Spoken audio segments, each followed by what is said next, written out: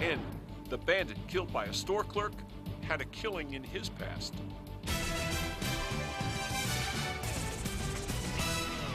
Sometimes what goes around really does come around. The crook killed during Friday's robbery here once killed an elderly woman himself during a robbery. And he had an accomplice in the smoke shop holdup, a teen who also took a couple of bullets from the clerk before getting away.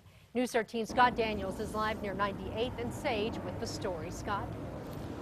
Good evening, Dick and Jessica. Police say the clerk was behind the counter staring down the barrel of a gun. That's when he pulled out a pistol of his own and shot the thief and his 17-year-old accomplice. Well, that accomplice and the thief, we're discovering who they are.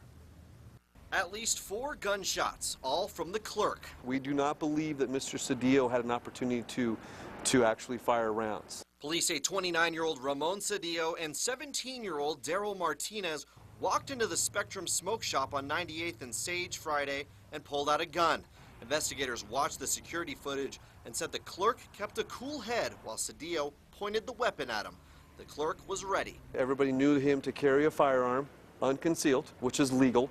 And not only did he carry it, he practiced with it. Cedillo was shot in the head, ending a life of crime. Cedillo first showed up on our radar back in 2003 when he and 2 friends snatched an 89-year-old woman's purse outside of a North Valley Smith's. She was knocked to the ground and later died. Cedillo and his friends were charged with murder. The defense argued the murder charges were unjustified.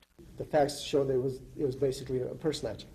There was never any intent, and nor can any intent be derived from the acts of the defendant that they intended to cause the death of anybody. Instead, Cedillo was convicted of robbery and sentenced to 5 years. He's been in and out of prison for the past decade.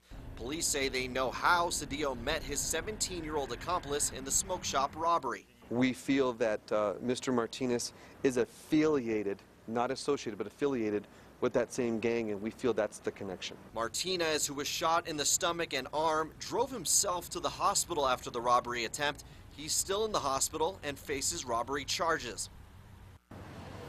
The Spectrum smoke shop is now closed. The owners say they're sick of the crime in this area, and that's why they're moving out of here for good. Back to you.